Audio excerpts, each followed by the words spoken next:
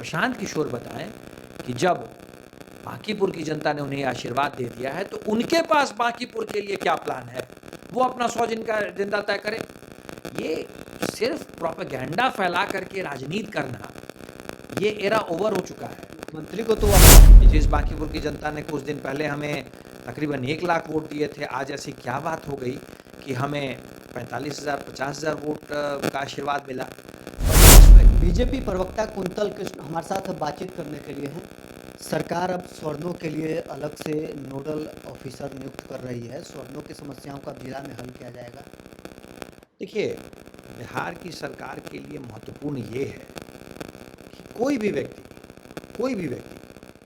वो अगर अपनी किसी परेशानी को लेकर के किसी सरकारी दफ्तर जाते हैं तो फिर उन्हें और ज़्यादा भागना दौड़ना नहीं पड़े।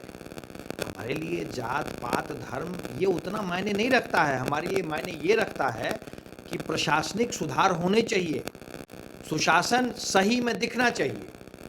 इसीलिए हमने बहुत सारे उपाय किए हैं, पर कुछ ऐसे मसले हैं जिनका सीधा ताल्लुक सवर्ण समाज से है, सीधा ताल्लुक। मसलन ईडब्ल्यूएस सर्टिफिकेट का मामला।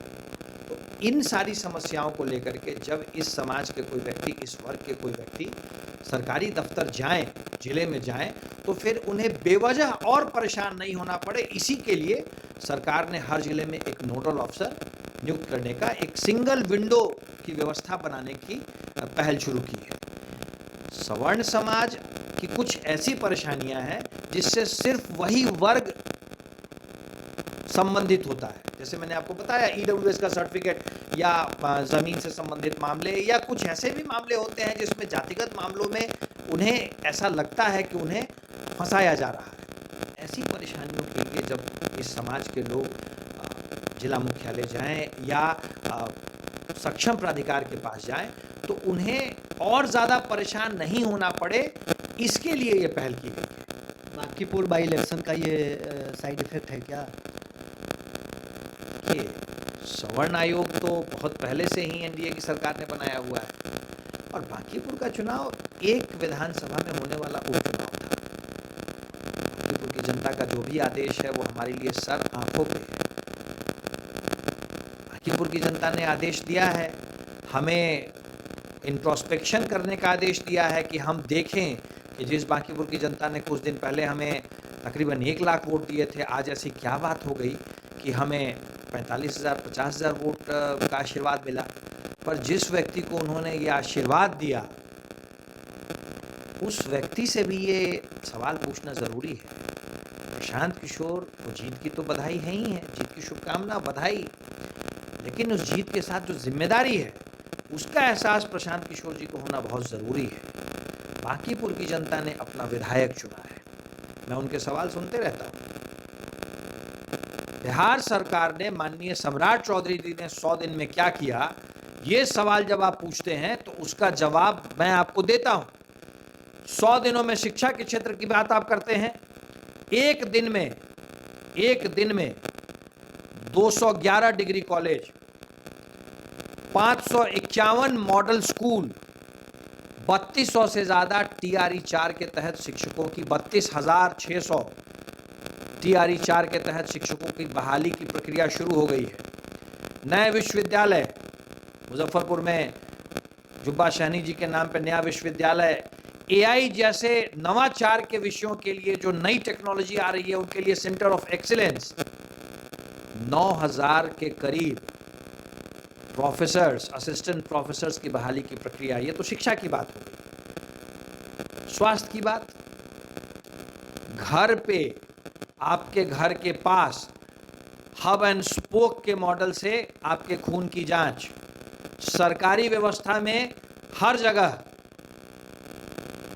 एक्सरे, लगभग हर जिला अस्पताल में डायलिसिस, विश्व स्तरीय स्वास्थ्य व्यवस्था आपके घर के पास। अभी तक हमारी कोशिश, इस तरह की स्वास्थ्य व्यवस्था की हमारी कोशिश का जो परिणाम है वो अभी तक ब्लॉक तक पहुंची है, पर एडिशनल PHC तक हम इसे ले जाएंगे। जैसे ये जो जांच की व्यवस्था है, इसमें हब जो है वो आपका एडिशनल PHC भी हो सकता है आपके घर के तुरंत बगल में एक ऐसी व्यवस्था हो जहां पहुंचेंगे तो आपको तकरीबन 150 तरीके के खून की जांच की सुविधा है।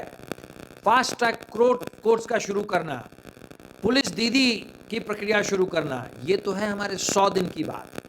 प्रशांत किशोर बताएं कि जब बांकीपुर की जनता ने उन्हें आशीर्वाद दे दिया है तो उनके पास बांकीपुर के लिए क्या प्लान है, वो अपना 100 दिन का एजेंडा तय करें। ये सिर्फ प्रोपेगेंडा फैला करके राजनीति करना, ये एरा ओवर हो चुका है। मंत्री को तो वो अपराधी बताते हैं जी। भाई 1995 के जिस केस की बात प्रशांत करते हैं, उस केस में सर्वोच्च न्यायालय का जो आदेश है उसे प्रशांत ने कभी पढ़ा है? उस केस में माननीय मुख्यमंत्री जी के परिवार के 22 सदस्यों को नामजद किया गया था। भाई बहन, बहनोई, यहां तक कि मुख्यमंत्री जी के रिश्ते में लगने वाला पोता, वो भी नामजद था। कोई व्यक्ति हत्या करने जाता है अपने पूरे परिवार के साथ, और उसी केस में राष्ट्रीय मानवाधिकार आयोग ने बिहार की तत्कालीन सरकार को आदेश दिया था जुर्माना देने का माननीय मुख्यमंत्री जी को। और अगर सिर्फ नामजद हो जाने से कोई अधिकारी होता है तो प्रशांत किशोर, आप भी तो 8 एफआईआर में नामजद हैं, आप भी अपराधी हैं क्या? अगर आपके पास कोई तथ्य है तो कोर्ट का दरवाजा खुला हुआ है। हर बात पे कोर्ट जाने की बात कहने वाले प्रशांत किशोर जी, अगर आपके पास कोई तथ्य है तो कृपया करके कोर्ट में जाएं, वरना प्रदेश की देवतुल्य जनता को बरगलाना बंद करें। अब आपके पास समय है। अब आप सही में बदलाव करने के लिए राजनीति में आए हैं या आप राजनीतिक बहेलिए हैं, ये तो 100 दिन के बाद ही तय होगा। आप अपने 100 दिन का रिपोर्ट कार्ड, हमने तो अपने 100 दिन का रिपोर्ट कार्ड दे दिया। अब आप अपने 100 दिन का प्लान बताएं प्रशांत किशोर। राजनीतिक 420 बंद करें और जो जिम्मेदारी मिली है उस जिम्मेदारी को निभाना शुरू करें। चलिए, बीजेपी प्रवक्ता कुंतल कृष्ण हमारे साथ बातचीत कर रहे थे। तमाम सवालों को लेकर क्या कुछ इनका प्रतिक्रिया था आपने सुना है। बहरहाल इस तरह इतना ही, आप बने रहे न्यूज़ कॉन्फ्रेंस के साथ।